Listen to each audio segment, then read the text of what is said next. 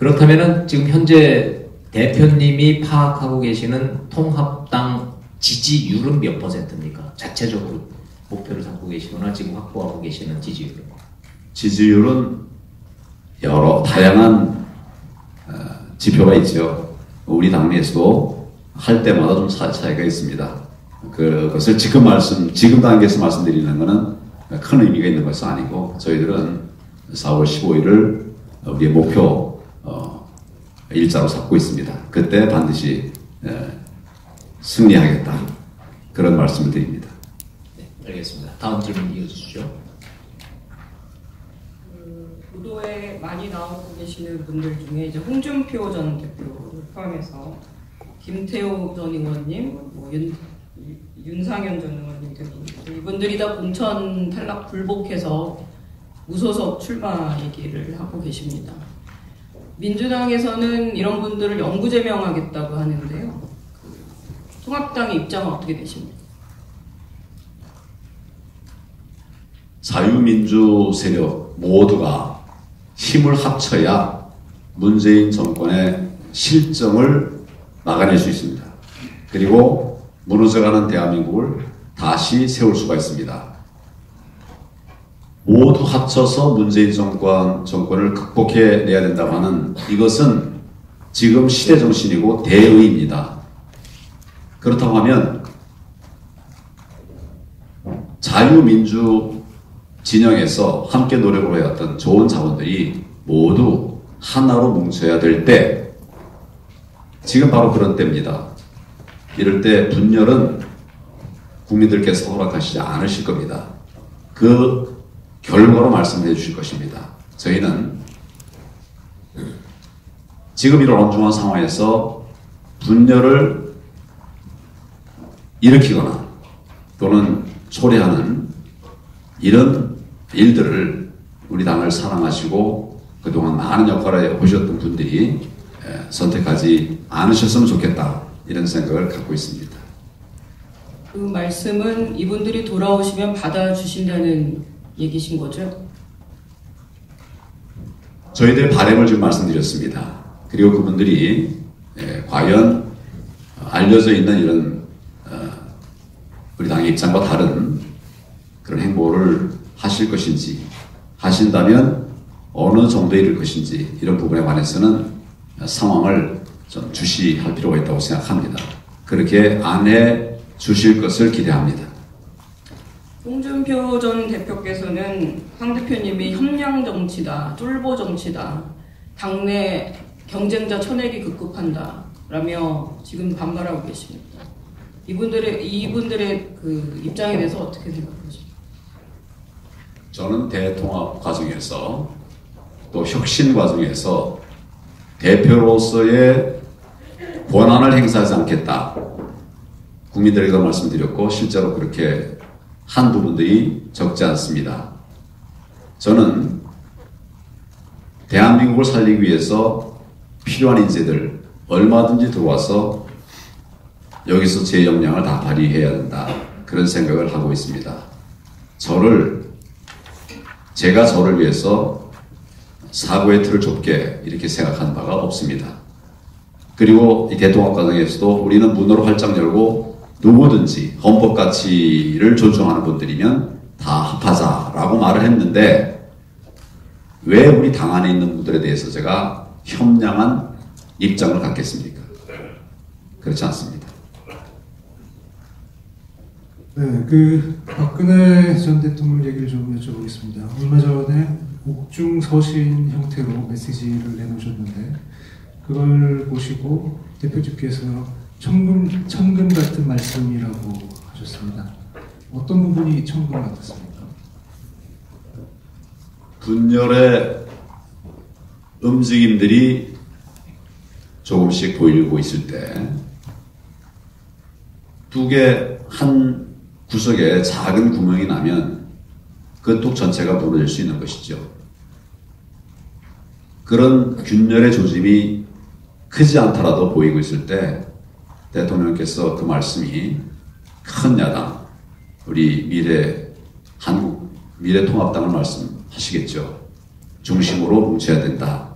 라고 말씀하신 것은 어려움 속에서 이 문재인 정권과 싸우며 오늘의 이른 우리 자유민주 진영에 대한 아주 큰 울림을 주는 말씀이었습니다. 그 뜻을 저희들이 잘 이해하면서 문재인 정권과의 큰 싸움에서 꼭 이길 수 있는 힘을 내도록 그렇게 하겠습니다. 그 메시지를 환영한 사람들도 있지만 탄핵을 당해서 감옥에 있는 분이 정치에 개입하느냐 하면서 비판적으로 바라보시는 분도 많습니다. 그 부분은 어떻게 생각하시나요? 어디에 계시느냐가 중요한 것은 아닙니다. 나라를 사랑하는 마음은 어디에 계시든 변함이 없을 수 있습니다. 저는 그렇게 생각을 하고 또 우리 미래통합당 어려운 가운데서 한 걸음 한 걸음 뚜벅뚜벅 오늘에 이르르고 있습니다. 그런데 다시 또 그 당을 흔드는 이런 움직임들에 대해서 대통령께서 비록 옥중에 계시더라도 전직 대통령께서 비록 옥중에 계시더라도 필요한 말씀을 하셨다. 저는 그렇게 생각을 하고 옥중에 계시든 밖에 계시든 우리는 이 대한민국을 살리기 위한 노력을 함께 해나가고 있다 하는 점들을 국민들께서 이해해 주셨으면 좋겠다 하는 생각입니다. 그런데 그 천금 같은 메시지를 이렇게 받아들고 오신 그 유영아 변호사 있지 않습니까? 그분이 미래한국당에 공천을 신청하셨는데 탈락했어요. 이거는 혹시 박근혜 전 대통령 측하고 좀 거리를 두겠다는 의미인 겁니까? 저는 헌법 가치를 존중하는 모든 자유우파 진영과 함께 해야 된다는 생각입니다. 지금도 그렇습니다. 누구에게는 거리를 두고 누구에게는 더 가까이 하겠다. 이런 생각을 사람이기 때문에 좀 차이는 있을 수 있겠지만 기본적으로 저는 그런 생각을 갖고 있지 않습니다. 더더구나 박근혜 전 대통령께서는 대한민국의 어려울 때 우리 그 당시 자유한국당을 되살려 놓고 또 우리가 준비해오던 그 길들을 잘 이렇게 이끌어 오셨던 그런 분이죠. 그런 측면에서 우리가 가볍게 생각할 일 아니다. 그런 생각합니다.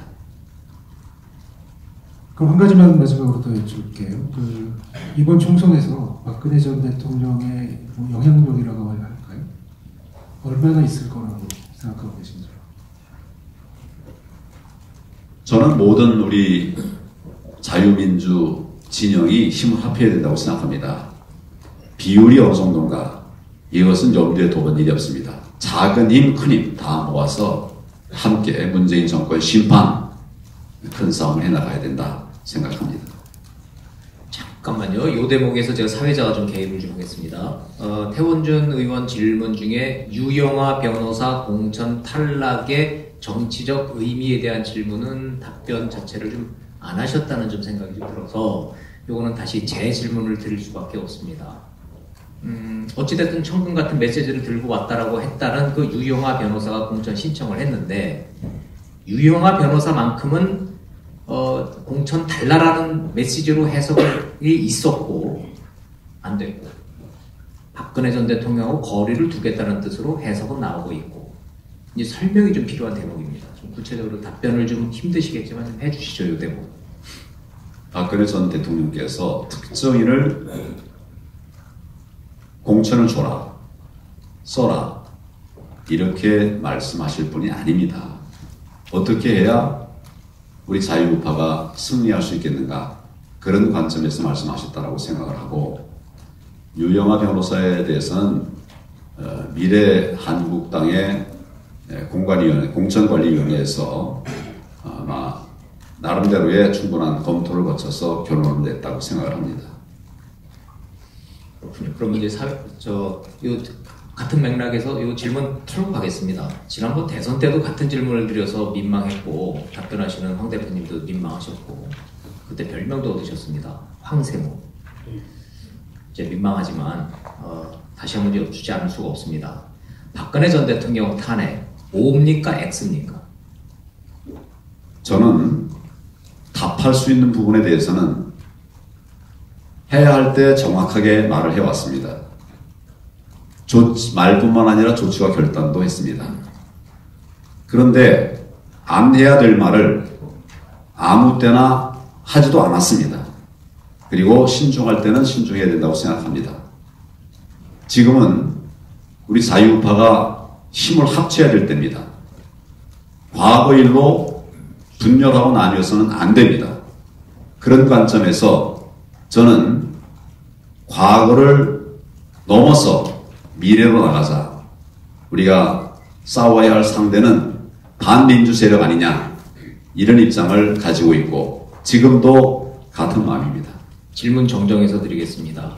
박근혜 전 대통령 탄핵 O냐 X냐 아니면 OX로 답변할 사안이다. 하나 더 지금 항목 드리겠습니다. OX로 답변할 사항이 아닙니다. 3번입니까? 그 문제에 관해서는 많은 분들이 걱정과 우려를 하고 계십니다만은 지금은 힘을 합쳐서 문재인 정권 심판 투쟁에 나서야 할 때다. 다른 신경을 쓸 일이 아니다. 이렇게 생각합니다. 내친김에 마지막 하나만 더 하겠습니다. 그렇다면 반대로 박근혜 전 대통령 사면, 석방, O입니까 X입니까? 저는 전직 대통령 중에서 지금 박근혜 대통령께서 가장 오래 수감 생활하고 계십니다. 또 죄명은 다양하지만 그 내용을 보면 이걸 중죄로 봐야 될 거냐, 그렇게 볼 수 없느냐 하는 견해 차이가 있을 수 있는 그런 사안입니다. 지금 박근혜 대통령 아프신 걸로 알고 있습니다. 고령의 여성의 몸으로 아프신데 계속 그렇게 교도소에 갇힌 상태로 있게 계시게 하는 게 맞느냐 하는 관점에서는 그렇지 않다고 생각합니다. 그래서 이 정부에도 가급적 빠른 시간 안에 선처를 하시는 것이 좋겠다, 그런 의견을 냈고 또 지금도 저는 그런 생각을 하고 있습니다. 이명박 전 대통령. 이명박 대통령도 구금 중간에 나오셨던 것으로 알고 있습니다. 상당 기간 나오셨다가 최종 또 형이 확정되면서 다시 수감된 것으로 알고 있는데, 형의 집행이라고 하는 것은 국민들의 뜻을 또 감안해서 특히 정치인들에 대해서는 판단해야 될 측면이 있다고 생각합니다. 그런 측면에서 지금 박근혜 대통령에 대해서는 법에 정해져 있는, 물론 불법적인 이런 조치를 할 수는 없죠. 그렇지만 법에 정해져 있는 그런 부분에 그 구속 취소 조치가 필요한 때라고 생각합니다. 네, 저는 여기까지 하겠습니다. 다음 이진우 의원 계속해 주시죠. 예, 지금 뭐 탄핵 얘기가 나왔으니까 관련된 질문 좀 드리겠습니다. 그 총선에서 압도적으로 승리를 해서 문재인 대통령을 탄핵하겠다는 주장이 미래통합당에서 나왔습니다. 정확히는 심재철 원내대표께서 이런 말씀을 하셨는데, 총선에서 승리하면 뭐 정말 탄핵을 추진하실 건가요? 황 대표님의 정확한 입장이 궁금합니다. 지금은 탄핵을 얘기할 때가 아닙니다. 힘을 모아서 문 정권의 폭정을 막아내야 될 때입니다. 논쟁이 많아지고 우리의 힘이 분산될 수 있는 그런 이슈를 얘기할 때가 아니라고 생각하고, 우리는 힘을 모아야 된다. 한 방향으로 모아가야 된다. 저의 입장은 그렇습니다. 또 우리 당의 입장도 그렇습니다. 이번 대표님께서 말씀하신 대로 대통령 탄핵까지 현 시점에서 주장하는 건 너무 지나친 것 아니냐, 이런 의견이 있는데, 당 대표로서 그 당 내의 목소리를 좀 자제시킬 그런 의향이 있다고 보면 되는 건가요? 탄핵에 관해서 최근에 있었던 언급에 대해서는 곧바로 지금은 우리가 힘을 모아서 문재인 정권 심판에 나서야 될 때다. 거기에 힘을 모으자. 그렇게 얘기를 했고, 또 우리 당 안에 그렇게 컨센서스가 마련되어 있습니다. 앞으로 그런 이야기보다는 우리가 문 정권과 싸우기 위한 역량을 모으는 이 일에 언행이 집중되리라고 생각합니다. 네, 끝나셨습니까? 예. 네, 총선 관련 질문까지 했는데 지금 50분 정도 시간 좀 지나고 있습니다. 긴박한 현안인 종로 선거 주제로 좀 넘어가 보고자 합니다. 종로 선거에 선거운동 하시다가 이렇게 귀한 시간 내주셨는데 우리 태원준 의원부터 종로 선거 질문 좀 이어가 주시죠. 아까도 잠시 여론조사 얘기를 해주셨는데 여론조사만 본다면 종로에서 이낙연 후보에게 많게는 18%포인트까지 지금 뒤지는 걸로 나오고 있습니다. 코로나 국면이고 경제 위기 국면인데 여야의 간판 후보격인 두 분 사이에서 이렇게 나타나는 여론조사 추이, 왜 이런 현상이 나타나고 있다고 생각하시는지 다시 한번 좀 말씀해 주시죠. 지금 이제 제가 불리하다라고 나오는 여론조사 기관에도 많게는 14, 15%까지 차이가 납니다. 어디는 안 좋지만 30 몇 프로, 어디는 안 좋으니까 20 몇 프로, 그렇게 차이가 많이 납니다. 그 여론조사의 결과에 대해서 제가 이제 거듭 거기에 유명하느니 가서 우리가 더 많은 분들의 마음을 얻기 위한 노력을 하자. 저는 그런 생각입니다. 사실은 뭐 여론조사 결과에 대해서 그게 일희일비하지 않는다는 말씀을 거듭 드렸고요. 그 원인에 대해서는 뭐 이 여론조사 전문가들이 여러 이야기들을 내놓습니다. 경우에 따라서는 거리 투표를 하기도 해서 거리 투표를 해보니까 그걸 보면 뭐 저는 뭐 거의 80% 지지가 되고 또 상대 후보는 아주 훨씬 적은 이런 결과도 나오는데 여론조사를 가지고서 이런저런 얘기를 할 것이 아니라 저는 국민이 중요하다. 우리 주민들이 중요하다.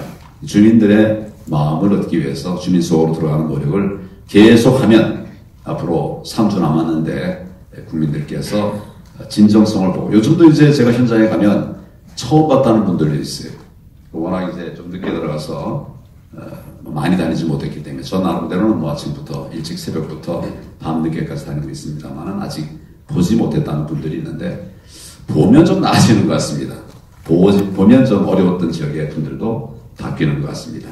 앞으로 3주 뒤에 국민들에게 결과로 말씀을 드리겠습니다. 종로라는 지역구가 대표님께 익숙한 곳은 아닐 것 같은 생각이 드는데 공부는 다 하셨는지 모르겠습니다. 지금 종로의 가장 절박한 현안 뭐 어떤 걸 꼽아야 될까요? 저는 고등학교 시절을 종로에서 보냈습니다. 그리고 대학도 종로에서 보냈습니다. 국무총리 시절도 종로에서 살았습니다. 종로에 대해서 익숙하지 않은 건 아닙니다. 상당한 정도로 잘 알고 있고요. 종로의 가장 큰 현안은 본래 종로는 1번지였습니다. 정치 1번지, 경제 1번지, 문화 1번지, 또 요즘 거기는 이제 봉제 산업이 아주 발달된 곳인데 봉제 1번지, 이런 1번지라는 그런 이름을 많이 들었던 곳입니다. 그런데 지금은 경제도 많이 힘들어졌고 또 뭐 특히 최근에는 이제 코로나 사태를 인해서 관광객들이 뭐 많이 안 오기 때문에 관광 1번지로서의 위상도 흔들리고 있습니다. 저는 이 모든 것을 정상화해야 된다. 또 교육의 1번지, 그 안에서는 뭐 그 많은 분들이 가고자 하는 학교가 많이 있었는데 강남 개발 관련해서 많은 학교가 떠났습니다. 지금은 이제 초등학교를 좀 만들어 달라. 또 떠나려는 학교를 못 떠나게 좀 막아달라. 이런 말씀들 많이 합니다. 그래서 종로의 지금 가장 큰 현안은 옛날의 위상을 회복하는 것이다. 정상으로 다시 되돌려오는 것이다. 저는 그런 방향성을 가지고 여기도 이제 얼마든지 경제를 살릴 수 있는 그런 기회들이 있습니다. 또 문화 도말할 것도 없습니다. 요새 뭐 관광객들이 많이 막히니까 오는 분들 적어서 인사동 이런 내거리도 썰렁합니다만은 뭐 그런 것들을 잘 활용하면 고칠 수 있다. 저는 뭐 이런 여러 영역에 있어서의 우리 부족한 부분들, 봉제도 지금 뭐 굉장히 열악한데 이것도 뭐 새로운 봉제 산업의 세트를 만들어갈 수 있다고 생각합니다. 생각의 새로움이 종로를 새롭게 한다 이런 생각을 하면서 1번지 종로를 회복하자. 그 제 아젠다를 그렇게 방향을 그렇게 잡아가고 있습니다. 종로에서 역전을 하셔야 되는 상황이고요. 만만치 않은 일이기 때문에 우여곡절 끝에 그 당의 총괄 선대위원장을 같이 맡으셨습니다. 종로 선거와 전체 선거 지휘 이거 어떻게 감당하실 수 있을까요? 감당해야 하기 때문에 감당하겠습니다. 지금 전 국민들이 청와대가 위치하고 있는 종로 선거 거기에 주목하고 계십니다. 여기서 우리가 승리하는 과정을 밟아가면 그 승리의 분위기가 종로를 넘어서 서울을 넘어서 수도권 또 중부권까지 그리고 대구 경북과 또 부울경까지 번져갈 수 있다고 생각합니다. 그리고 그 흐름들이 호남에도 영향을 미칠 수 있다 이런 생각을 합니다. 그래서 저는 어떻게 보면 우리가 이 총선 전투의 선봉에 서 있다. 선봉장이다. 우리 당원들에게 우리와 함께 가자 이렇게 지금 얘기를 하고 있는데 바람이라고 얘기합니다만은 저는 그걸 심판이라고 이 정권에 대한 심판이라고 생각합니다. 이 정권이 워낙 우리 민생 국민들 삶을 어렵게 하기 때문에 이렇게 할 수 없다. 우리가 정말 바꿔야 산다. 아까도 제가 모두에 말씀드렸습니다만 바꿔야 삽니다. 이런 분위기들이 국민들에게 이제 본격 선거운동 과정을 통해서 이제 들어가게 되면 국민들이 바뀔 것이고 그래서 결국 이 총선의 구도도 바뀌리라고 생각합니다. 이게 총괄 선대위원장까지 맡으셨으니까 남은 3주 동안 물리적으로 현실적으로 전국 유세 지원이 가능하냐를 여쭤봤다. 전국 유세 지원이라고 하는 방법도 있고 지금 얼마든지 또 인터넷이나 이런 SNS를 통한 이런 방법들이 있기 때문에 적절하게 활용을 해서 우리 종로에서도 이기고 또 그것이 전국적으로 확산돼 나갈 수 있도록 하는 방법들을 마련하겠습니다. 현실적으로는 종로를 자주 떠나기 어렵겠죠. 그렇지만 그런 분위기를 바꾸고 공유할 수 있는 길들은 얼마든지 있다고 생각합니다. 경쟁 상대인 이낙연 민주당 후보에 대해서 좀 여쭙겠습니다. 그 종로 후보, 선대위원장, 대선 주자라는 세 가지 측면에서 황 대표님과 이낙연 후보의 경쟁 구도가 형성되어 있습니다. 정치인 이낙연 어떻게 평가하십니까? 저는 이번 총선의 구도를 황교안과 문재인 정권이라고 보고 있습니다. 그래서 청와대 턱 밑인 종로에서 출마를 했습니다. 그리고 저는 문재인 정권을 심판하기 위한 총선이 될 수 있도록 역량을 집중하고 있습니다. 상대 후보에 대해서는 제가 평가를 하거나 또 염두에 두는 것이 적절하냐 하는 생각을 하면서 문재인 정권과의 총선 승리를 위해서 나아가겠다는 말씀을 드립니다. 그 대표님 좀 종로 선거의 그 정치적 의미에 대해서 말씀을 해주셨는데 그럼 좀 질문 내용을 바꿔서 그 행정가로서 우리 대표님께서는 그 이낙연 후보에 앞서서 국무총리를 지내셨습니다. 총리로서 행정가로서 두 분의 스타일이 어떤 차이가 있다고 보십니까? 그런 것을 자세하게 이렇게 분석해 보지는 않았습니다만은 저는 그 상대 후보가 총리로서 무슨 일을 하셨나 그런 부분에 관해서 좀 의문을 갖고 있습니다. 저는 갈등의 한가운데서 총리로서 여러 가지로 부족함이 많지만 우리 행정력을 모아서 노력을 해왔고 또 대통령 권한 대행의 위기 속에서도 국정을 안정적으로 끌고 갔다는 그런 평가를 받은 바가 있습니다. 이 나라의 좋은 인재들이 다 자기 위치에서 제 역할을 하는 것은 소중하다 이런 생각을 합니다. 상대적으로 평가하고 하는 이런 것은 자제하도록 하겠습니다.